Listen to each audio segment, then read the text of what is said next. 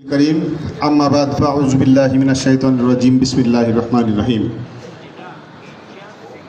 ছাত্রনেতা একেএম সুজাউদ্দিন সুজার স্মৃতিচারণ দোয়া এবং মিলাদ মাহফিলের আজকের এই আয়োজনের উপস্থিত ছোট ভাই সভাপতি সাব্বির, আজকের অনুষ্ঠানে উপস্থিত গৌরীপুর উপজেলা বিএনপির সংগ্রামী ভারপ্রাপ্ত আহ্বায়ক সাবেক ইউপি চেয়ারম্যান জননেতা জনাব হাবিবুল ইসলাম খান শহীদ সাহেব, উপস্থিত গৌরীপুর উপজেলা বিএনপির সংগ্রামী ভারপ্রাপ্ত সদস্য সচিব বিশিষ্ট সমাজসেবক জনাব আব্দুর রহমান বাবুল ভাই, উপস্থিত গৌরীপুর পৌর বিএনপির সংগ্রামী ভারপ্রাপ্ত সদস্য সচিব সাবেক যুবনেতা রমজান হোসেন খান জুয়েল ভাই, উপস্থিত ময়মনসিংহ উত্তর জেলা যুবদলের সংগ্রামী সভাপতি গৌরীপুর উপজেলা বিএনপির সংগ্রামী যুগ্ম আহ্বায়ক সাবেক ভিপি সাবেক ছাত্রনেতা জনাব শামসুল হক শামসু ভাই, উপস্থিত ময়মনসিংহ উত্তর জেলা মহিলা দলের বিপ্লবী সভাপতি গৌরীপুর উপজেলা বিএনপির সংগ্রামী যুগ্ম আহ্বায়ক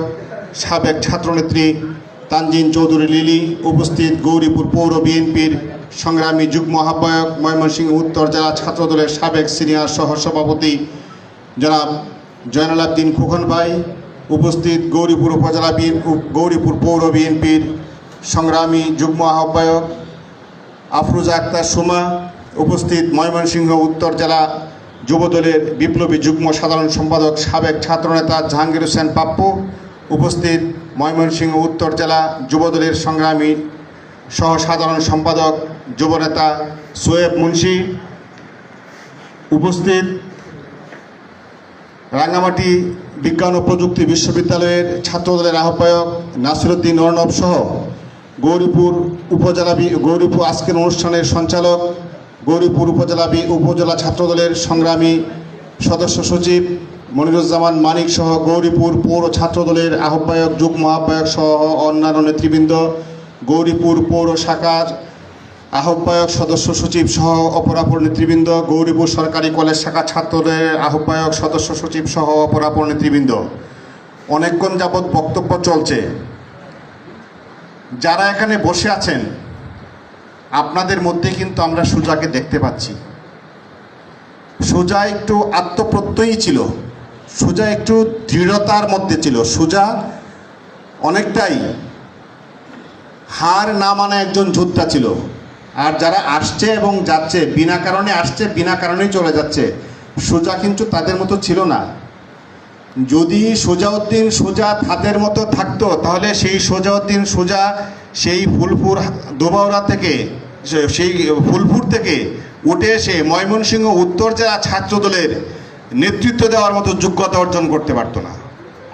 আজকে কে জানি এখানে বসে বলছিল যে এখানে যারা বসে আছে আজকে এই সুজাউদ্দিন সুজার মৃত্যু উপলক্ষে তার এই স্মৃতিচারণ এবং দোয়া মাহফিল উপলক্ষে এখানে যারা বসে আছে তারা বক্তব্য দিক, তারা কতটুকু জানতে পেরেছে, তারা তাদের কর্মীর সম্বন্ধে, তারা তাদের ভাইয়ের সম্বন্ধে কতটুকু বলতে শিখেছে।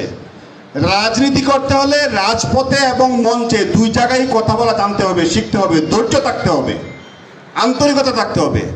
আজকে একটি জিনিস খুব ভালো লাগতো, যদি এখানে বিশেষ করে কলেজ ছাত্রদলের যারা আছে, ছাত্রদলের যারা আছে, কেউ যদি এখানে এসে সুজাউদ্দিন সুজাকে নিয়ে স্বরচিত একটি কবিতা আবৃত্তি করতে পারতো, যে সুজা ভাই আমাদের মাঝখান থেকে চলে গিয়েছে, আমি সুজা ভাইকে নিয়ে একটি কবিতা লিখেছি, সেই কবিতাটা যদি এখানে পাঠ হতো আমরা শুনে অনেক তৃপ্ত হতাম। আমরা বুঝতাম যে ছাত্রদলের জন্য ছাত্রদলের ভাইদের মধ্যে কতটুকু স্পিরিট কাজ করে। আমি নিজে একজন ছাত্রদলের কর্মী, আমি খুব অজপাড়াগাঁয় থেকে উঠে আসা একজন মানুষ। এই জাতীয়তাবাদী ছাত্রদল করার সুবাদে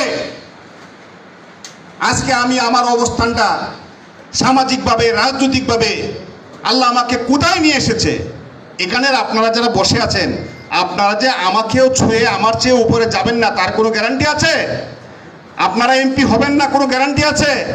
আপনাদের মাঝখান থেকে এমপি হবেন আগামী দিনে, আপনাদের মাঝখান থেকে আগামী দিনে উপজেলা চেয়ারম্যান হবেন, আপনাদের মাঝখান থেকে আগামী দিনের ইউনিয়ন পরিষদের চেয়ারম্যান হবেন, আপনাদের মাঝখান থেকে আগামী দিনের মেয়র হবেন, কাউন্সিলর হবেন। আপনাদেরকে পড়াশোনা শিখতে হবে, পড়াশোনা জানতে হবে, আর একটা জিনিস থেকে দূরে থাকতে হবে। সেটার প্রতিরোধ করে তুলতে হবে।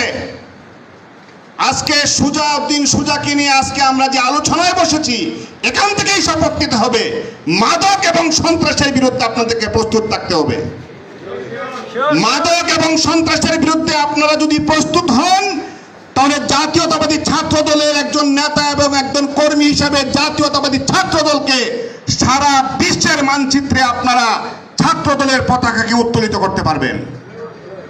যা আমাদের দল আশা করে, যা তারেক রহমান আশা করে, এই দলের প্রতিষ্ঠাতা যে আদর্শ নিয়ে জাতীয়তাবাদী ছাত্র দল প্রতিষ্ঠা করেছিল, যে ছাত্র দলের রাজনীতি করতে করতে জীবনের শেষ রক্তবিন্দু দিয়ে গিয়েছেন সুজাউদ্দিন সুজা, সেই ভাই আজকে আমাদের মধ্যে নেই। কিন্তু তাকে নিয়ে আজকে আমরা আলোচনা করব, তার জন্য স্মৃতিচারণ করব, তার জন্য দোয়া করব, তার জন্য মিলাদ মাহফিলের আয়োজন করব। এটা সুজাউদ্দিন সুজার আমৃত্যু পাওয়া আমাদের কাছে।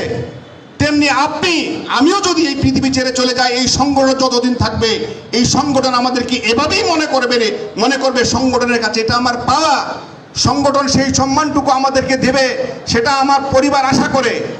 আজকে যদি সুজার পরিবার শুনে যে গৌরীপুর সরকারি কলেজ ছাত্রদল, গৌরীপুর পৌর ছাত্রদল, গৌরীপুর উপজেলা ছাত্রদল, আমার সন্তানের, আমার ভাইয়ের, আমার ভাতিজার, আমার মামার স্মরণে গৌরীপুর মহিলা কলেজ অডিটোরিয়ামে অনুষ্ঠান হচ্ছে, দোয়া মাহফিল হচ্ছে, একবার চিন্তা করেন তো তাদের মনে কত আনন্দ লাগবে।